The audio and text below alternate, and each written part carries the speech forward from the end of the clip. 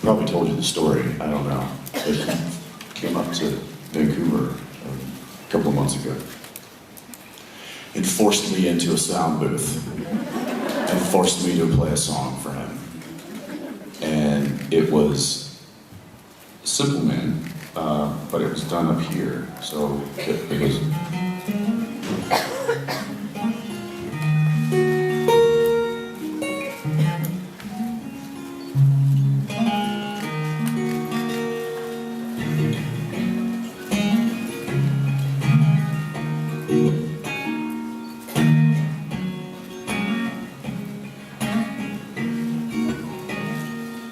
Mama told me when I was young, to sit beside me, my only son.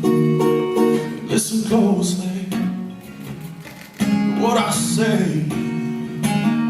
If you do this, it'll help you some sunny day.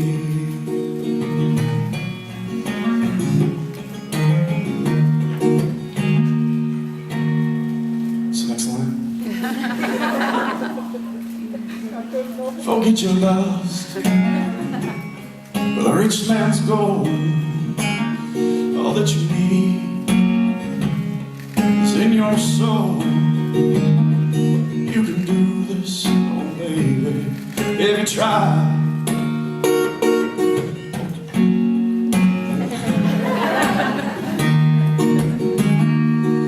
And be a simple kind of man. Be someone you love and understand. Be a simple kind of man. Would you do this for the sun if you can? So you'll hear that on this new album.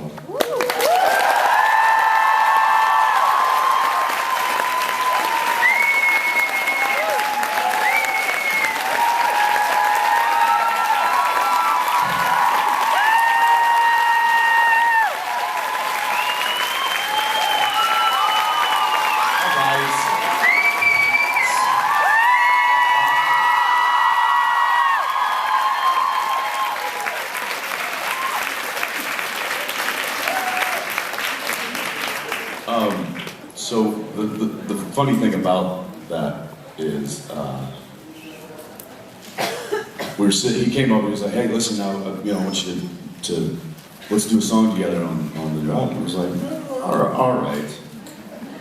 I'm sure he asked me after a few cocktails, and I was like, "Yeah, let's do that." Then, like 2 months later, he calls. He's like, "All right, you ready to do that song?" Like, huh? I don't. What do you mean? What did you think about, what song you want to cover? I'm like, no.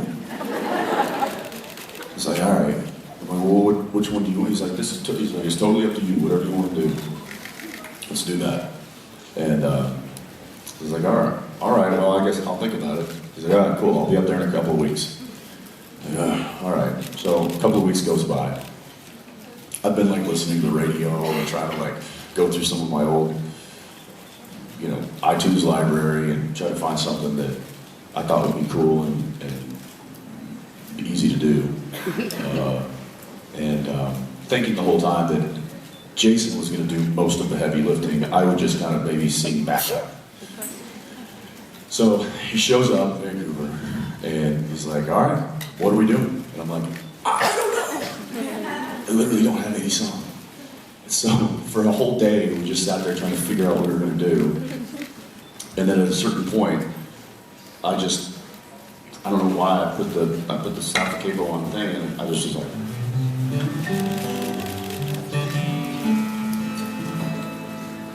And he's like, what's that? I'm like, it's just a simple man. Done it before with Loud and Sway and whatever. He's like, with the whole band? I said, yeah. What are we gonna do?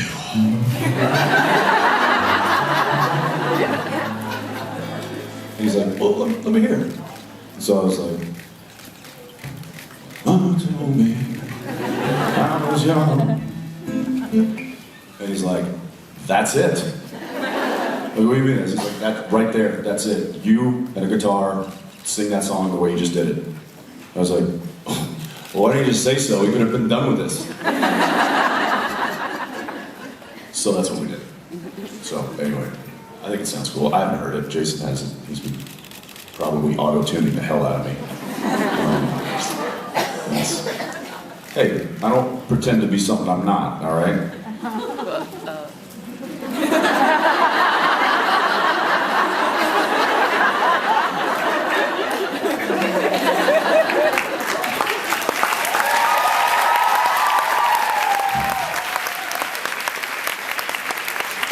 I don't pretend to be something I'm not. So, yeah. Where were we? Did I kill enough time? Are we 5 minutes? 5 minutes, okay. Yes. Hi.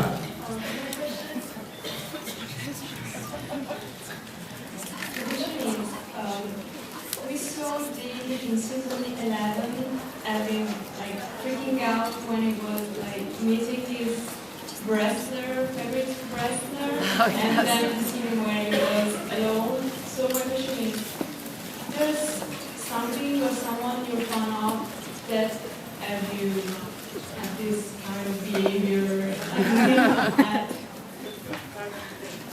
No. And if there was, I would never admit it.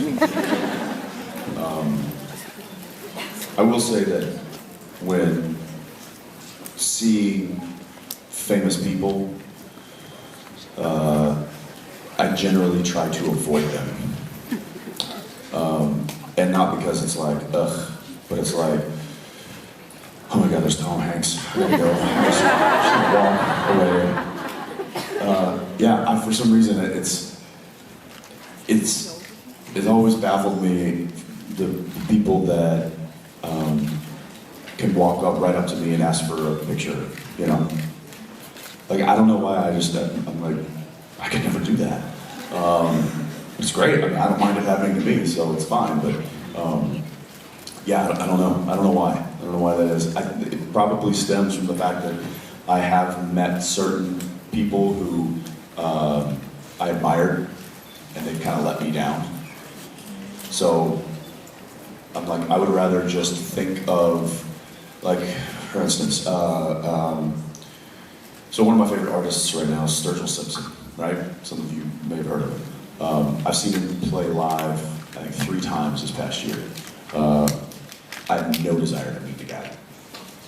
Like, none. Like, if he came and walked up, he's like, hey, Jensen, I'm Sturgill. I'd be like, good to meet you, see ya. Because for some reason, like, I don't want his music to anything to taint that. And, you know, he might be cool. He might be super cool and be great, but then his art would change for me. And so that's, I think, one of the reasons why I would never allow myself to be, oh my God, it's Sturgill Simpson!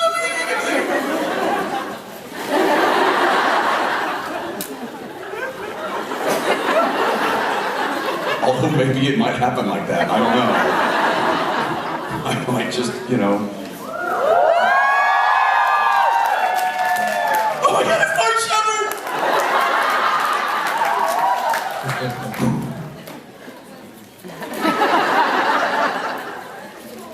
Has Mark told you about the way that I read his lines? So, I read all of when I'm reading script, I read it always, for some reason, I'm always by myself, and I read it aloud. A lot of times I do that for me so I can think of different ways to do my lines. For some weird reason, when I'm reading the stage direction, you know, like the boys enter into the police precinct and walk up to the counter. I always read that in an Australian accent for some reason. Don't know why. No, not gonna do it. But whenever I get to Crowley's lines,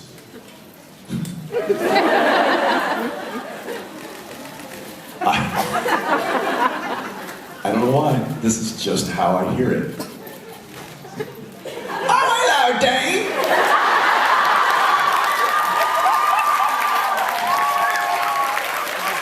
Top of the morning, 人这样。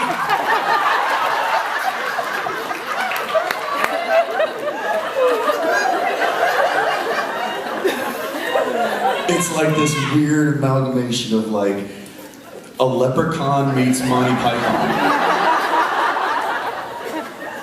That's just how he sounds in my head.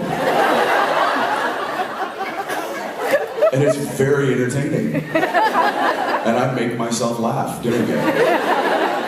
Thank you, Mr. Shepherd, for bringing me such joy. 7 years it's been going on. 7 years? You don't say! Cheerio! I do add little like British, euphemisms into your line. Just pepper them in. Just a little there, little here. See?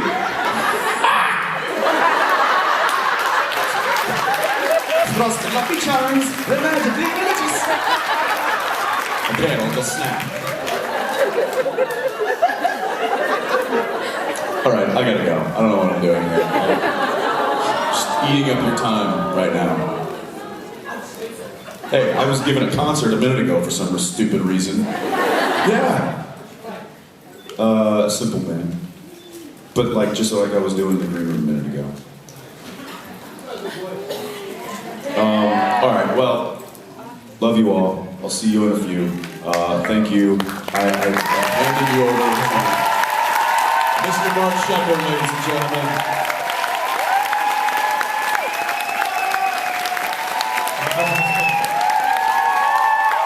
All right.